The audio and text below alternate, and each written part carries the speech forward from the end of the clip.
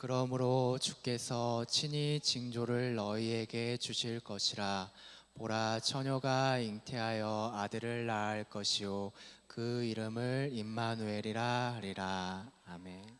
이 땅에 살아가는 전 세계 사람들 가운데 그가 태어날 나라가 어디이며 또 그를 낳아줄 부모는 누구이고 또 그는 자라서 어떤 사람이 된다 라고 미리 예언이 되어서 그 예언대로 태어난 사람은 이 세상에 아무도 없습니다. 그러나 하늘의 높은 보좌 위에서 낮은 이 땅에 오신 예수님께서는 오래전 구약 선지자들의 예언을 따라서 그 예언대로 우리에게 찾아오셨습니다. 우리 예수님은 하나님의 아들이시고 또 모든 만물을 주관하시는 신이신데 왜 이 땅에 인간의 몸을 입고 우리에게 찾아오시게 되었을까요? 바로 우리의 죄 때문입니다. 우리는 죄를 지었기 때문에 죄를 지은 인간이 다른 인간의 죄를 해결해 줄 수가 없었습니다. 첫사람 아담과 하와가 하나님께 불순종하여서 죄를 짓게 되었고 하나님과 우리 인간의 관계가 끊어지게 되었기 때문입니다. 하나님의 형상으로 지음을 받은 인격체인 인간은 하나님과 가장 친밀하고 또 하나님의 대리 통치권자로서 피조 세계를 잘 이루어 가야 했지만 피조물인 우리의 인간은 하나님과 분리되는 현상으로 나아갔던 것입니다. 하나님과의 관계가 끊어지고 공동체성이 깨지게 되었습니다. 이 첫사람의 죄로 인하여서 모든 사람들에게 전해진 이 죄의 본성으로는 하나님과 함께할 수가 없었던 것입니다.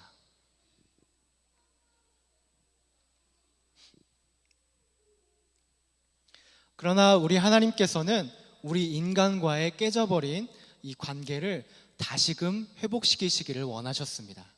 그래서 죄의 영향이 전혀 없으신 바로 우리 하나밖에 없는 우리 아들을 이 땅에 보내셔서 인간과의 끊어진 관계를 다시 회복시키시고 인간이 지닌 한계를 바로 예수님이 대신 지게 하셨다는 것입니다.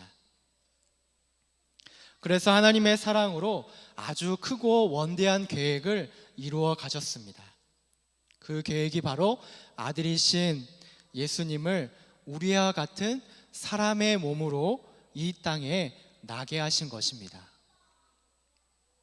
그래서 우리의 죄를 대신 지시고 죽게 하신 후에 다시 부활시킴으로써 예수님을 믿는 사람은 누구나 영원한 생명을 가지고 하나님이 계신 천국에 갈 수 있도록 하는 것이었습니다. 하나님께서는 이 놀라운 계획을 이루시기 위해서 미리 선지자들을 통해서 사람들에게 알리기 시작하셨습니다. 오늘 본문 성경 본문 말씀 이사야서 7장 14절 말씀에 이렇게 기록하고 있습니다. 같이 다시 한번 읽어보도록 하겠습니다. 7장 14절 말씀입니다. 같이 읽어보겠습니다. 시작. 그러므로 주께서 친히 징조를 너희에게 주실 것이라.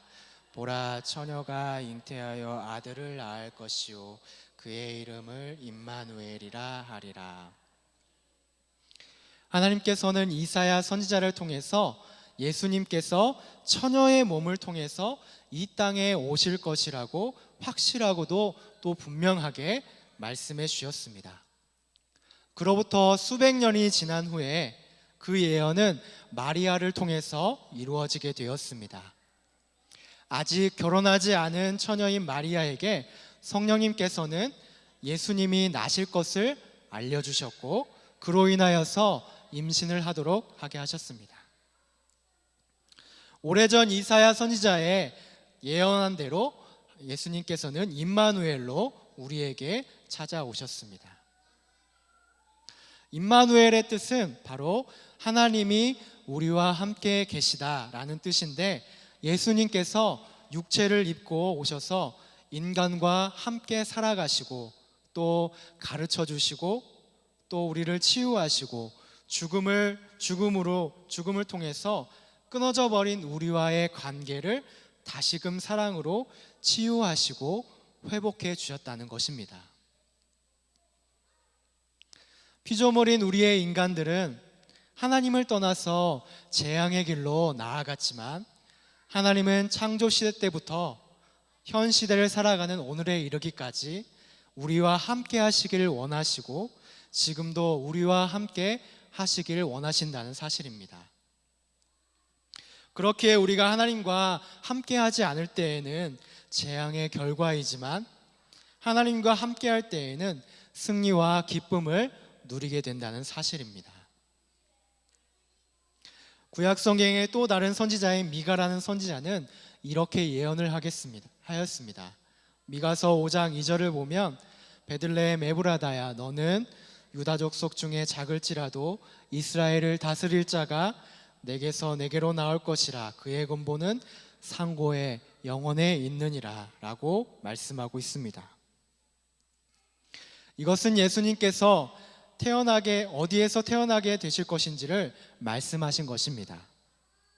본문에서 예수님께서 태어나시게 될 장소를 이야기했는데 바로 떡집이라고 이야기하는 베들레헴입니다. 구약의 예언대로 미가 선지자의 예언도 이렇게 그대로 이루어지게 되었습니다. 당시의 모든 백성들에게 인구조사를 위하여서 각자의 고향으로 돌아가라는 황제의 명령으로 인하여서 마리아는 예수님을 임신한 채로 요셉을 따라서 베들레헴으로 가게 되었습니다.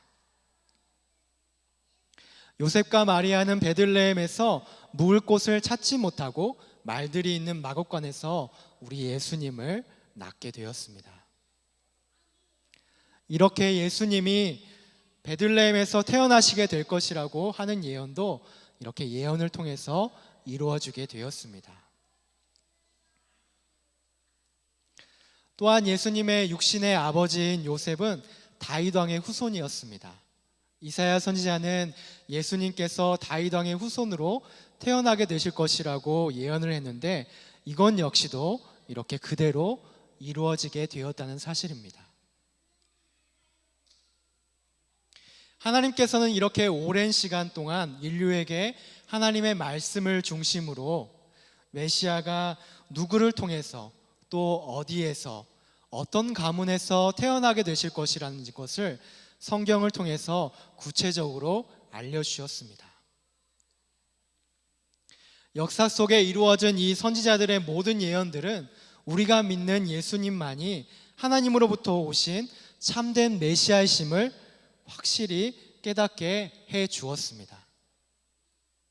예수님은 이렇게 한치의 오차도 없이 하나님의 계획하심으로 원대한 계획을 통해서 우리에게 찾아오시게 되었습니다.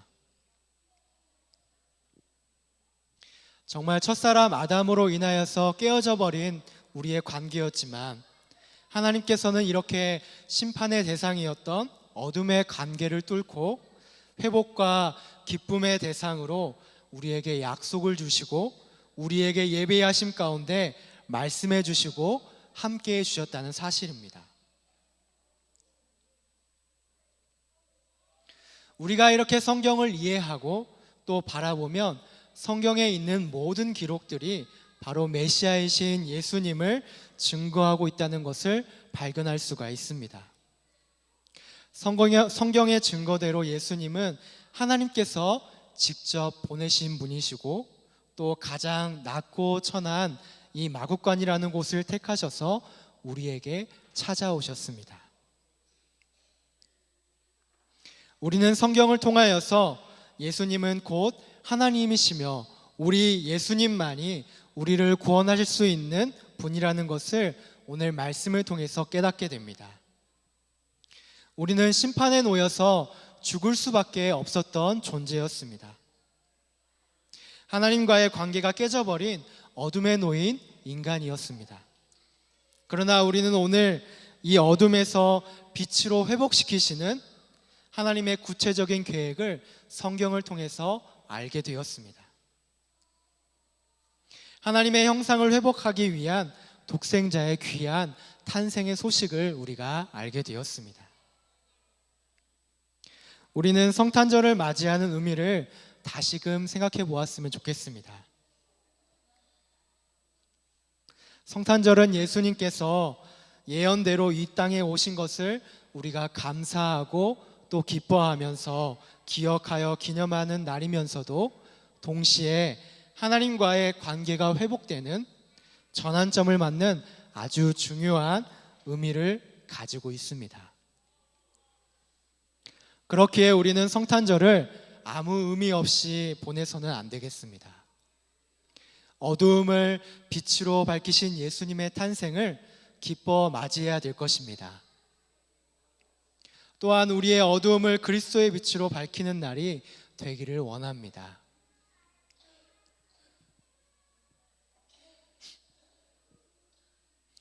예수님을 알지 못하는 사람들은 성탄절의 참 의미는 알지 못한 채 그저 사람들끼리 즐기는 특별한 공휴일쯤으로 여기며 여전히 즐기고 있습니다. 때로 우리도 그러한 삶의 물결 속에 흔들릴 때가 많이 있습니다. 예수님을 믿는 우리는 예수님을 모르는 사람들이 만들어둔 이 세상 문화를 따라서 살지 않기를 원합니다. 우리의 유익이나 또 즐거움을 위해서 오늘을 보내지 않기를 원합니다.